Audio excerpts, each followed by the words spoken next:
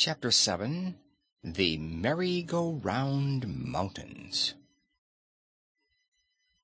The rolling prairie was not difficult to travel over, although it was all uphill and downhill, so for a while they made good progress. Not even a shepherd was to be met with now, and the farther they advanced, the more dreary the landscape became. At noon they stopped for a picnic lunch, as Betsy called it, and then they again resumed their journey. All the animals were swift and tireless, and even the Cowardly Lion and the mule found they could keep up the pace with the Woozy and the Sawhorse. It was the middle of the afternoon when first they came in sight of a cluster of low mountains. These were cone-shaped, rising from broad bases to sharp peaks at the tops.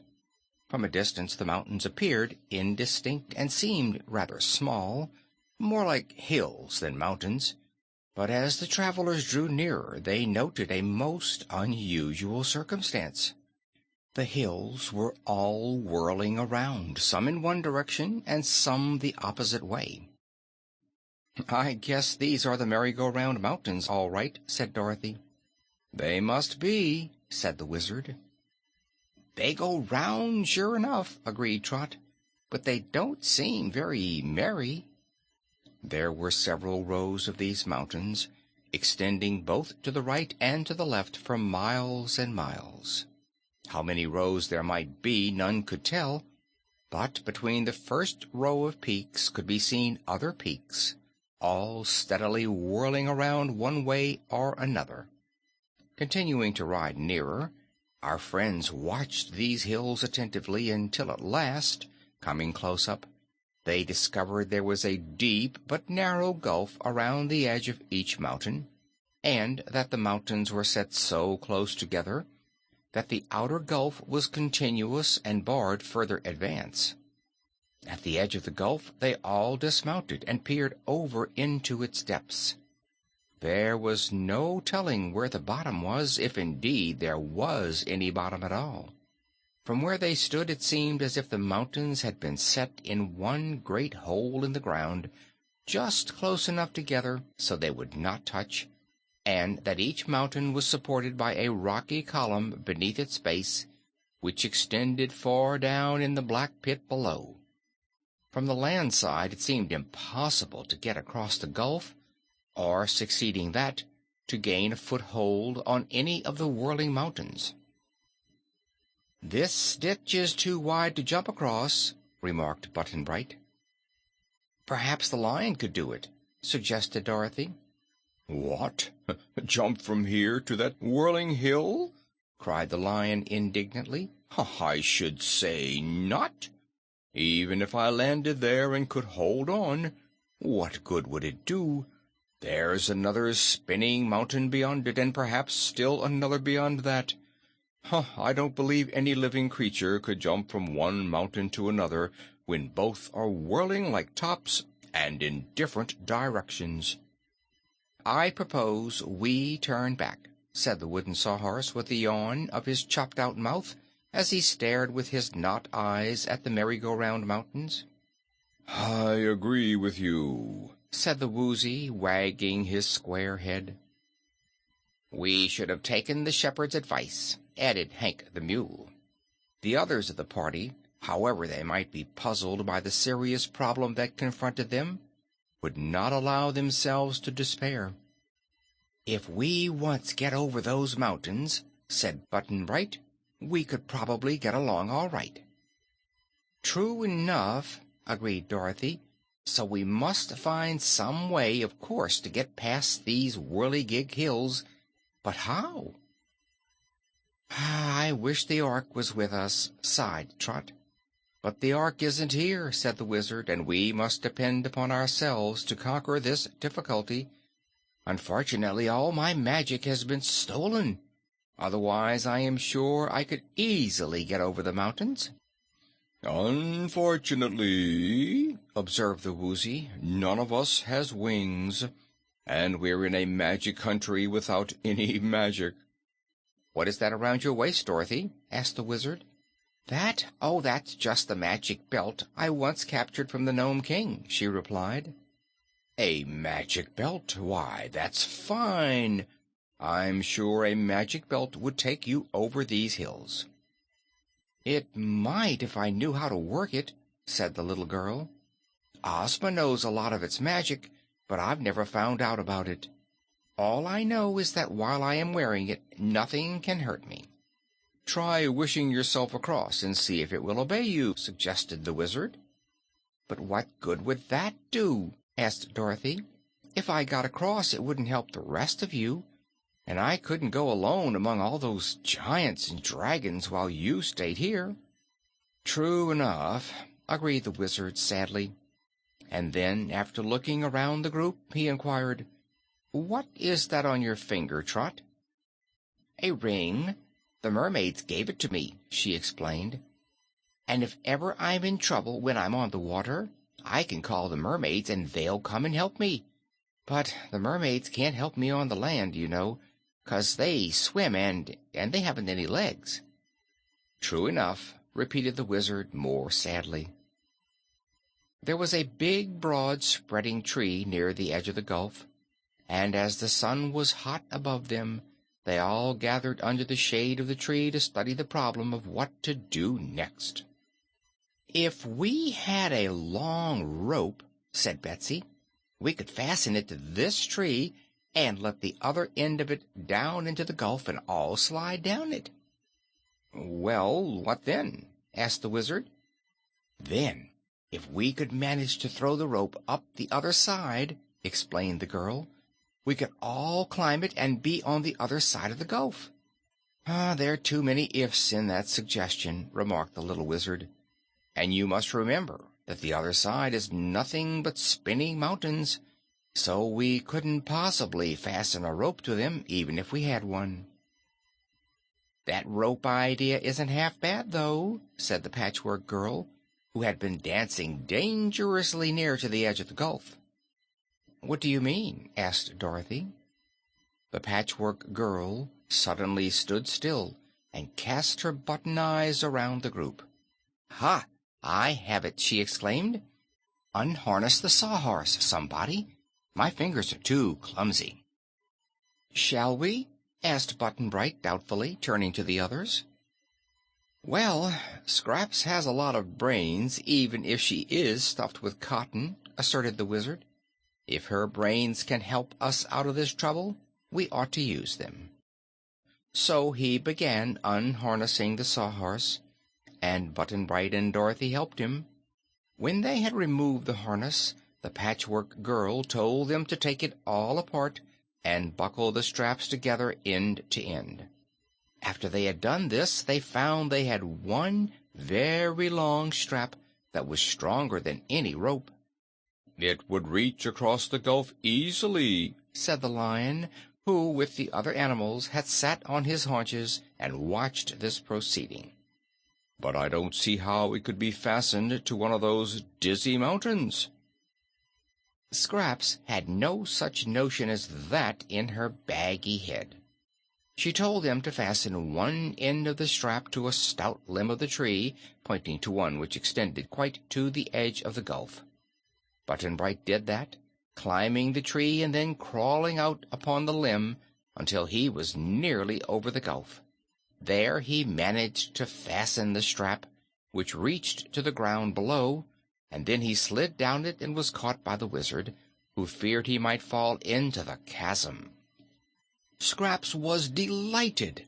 She seized the lower end of the strap, and telling them all to get out of her way, she went back as far as the strap would reach, and then made a sudden run toward the gulf. Over the edge she swung, clinging to the strap until it had gone as far as its length permitted, when she let go and sailed gracefully through the air until she alighted upon the mountain just in front of them. Almost instantly, as the great cone continued to whirl, she was sent flying against the next mountain in the rear, and that one had only turned halfway around when Scraps was sent flying to the next mountain behind it. Then her patchwork form disappeared from view entirely, and the amazed watchers under the tree wondered what had become of her. "She's gone and can't get back," said the Woozy. "My, how she bounded from one mountain to another!" exclaimed the Lion. That was because they whirl so fast, the Wizard explained. Scraps had nothing to hold on to, and so, of course, she was tossed from one hill to another. I'm afraid we shall never see the poor Patchwork Girl again. "I shall see her," declared the Woozy. "Scraps is an old friend of mine, and if there are really thistle-eaters and giants on the other side of those tops, she will need someone to protect her. So here I go." He seized the dangling strap firmly in his square mouth, and in the same way that Scraps had done, swung himself over the gulf. He let go the strap at the right moment and fell upon the first whirling mountain. Then he bounded to the next one back of it, not on his feet, but all mixed up, as Trot said. And then he shot across to another mountain, disappearing from view just as the Patchwork Girl had done. "It seems to work all right," remarked Button-Bright.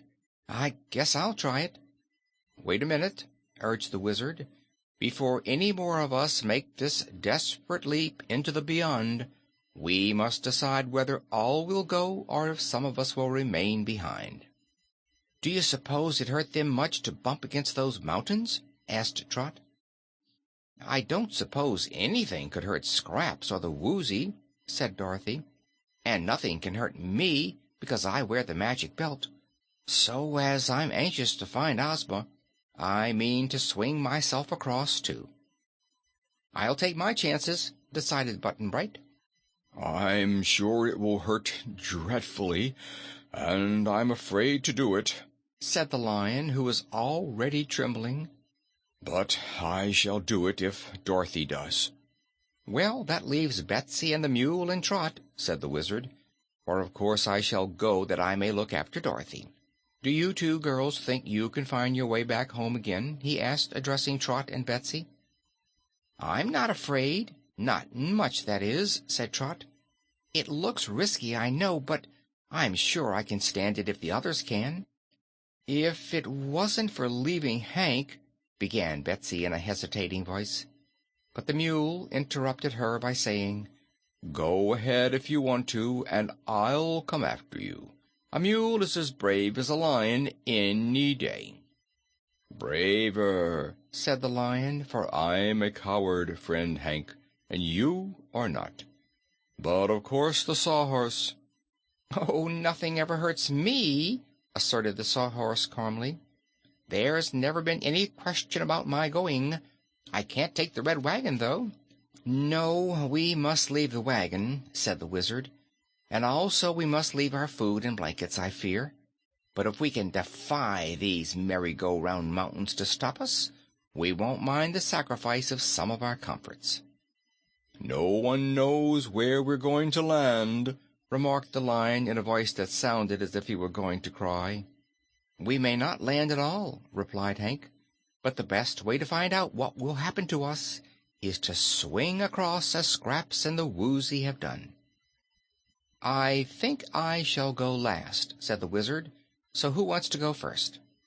"I'll go," decided Dorothy. "No, it's my turn," said Button-Bright. "Watch me." Even as he spoke, the boy seized the strap and, after making a run, swung himself across the gulf. Away he went, bumping from hill to hill until he disappeared. They listened intently, but the boy uttered no cry until he had been gone some moments, when they heard a faint "Hello!" as if called from a great distance. The sound gave them courage, however, and Dorothy picked up Toto and held him fast under one arm, while with the other she seized the strap and bravely followed after Button-Bright. When she struck the first whirling mountain, she fell upon it quite softly, but before she had time to think, she flew through the air and lit with a jar on the side of the next mountain. Again she flew and alighted, and again, and still again, until after 5 successive bumps she fell sprawling upon a green meadow, and was so dazed and bewildered by her bumpy journey across the merry-go-round mountains that she lay quite still for a time to collect her thoughts. Toto had escaped from her arms just as she fell, and he now sat beside her, panting with excitement. Then Dorothy realized that someone was helping her to her feet, and here was Button-Bright on one side of her and Scraps on the other, both seeming to be unhurt. The next object her eyes fell upon was the Woozy, squatting upon his square back end and looking at her reflectively, while Toto barked joyously to find his mistress unhurt after her whirlwind trip. "Good," said the Woozy. "Here's another and a dog, both safe and sound. But my word, Dorothy, you flew some. If you could have seen yourself, you'd have been absolutely astonished."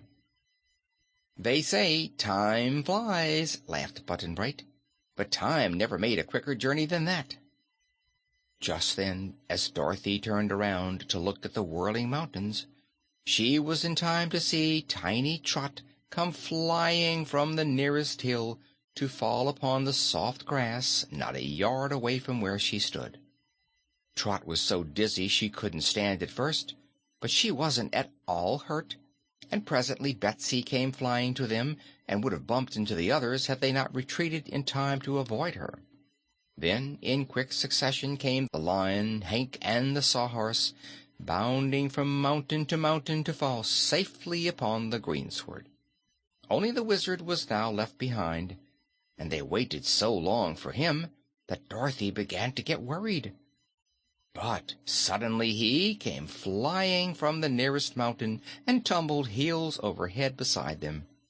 Then they saw that he had wound 2 of their blankets around his body to keep the bumps from hurting him, and had fastened the blankets with some of the spare straps from the harness of the Sawhorse. End of Chapter 7.